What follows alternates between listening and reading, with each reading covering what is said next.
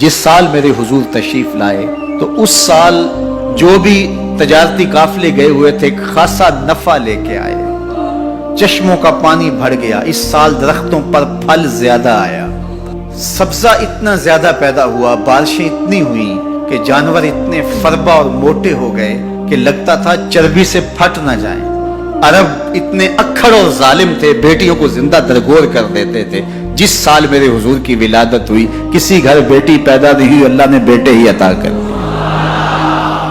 ربیع عربی میں ویسے ہی بہار کو کہتے ہیں، ربیع الاول آغاز بہار، پہلی بہار۔ کہا محبوب جب کلیاں چٹک جائیں گی، غنچے مہک جائیں گے، کائنات میں بہار چھا جائے گی، تو جانے بہار بن کے آ جانا۔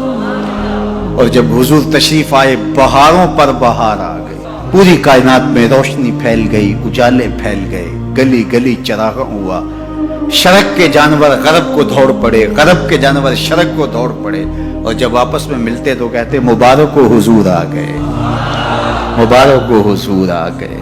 ایک آواز اٹھ رہی تھی، بخن بخن قبض محمد صلی اللہ علیہ وسلم، مبارک ہو پوری کائنات میں محمد عربی کا قبضہ ہو گیا۔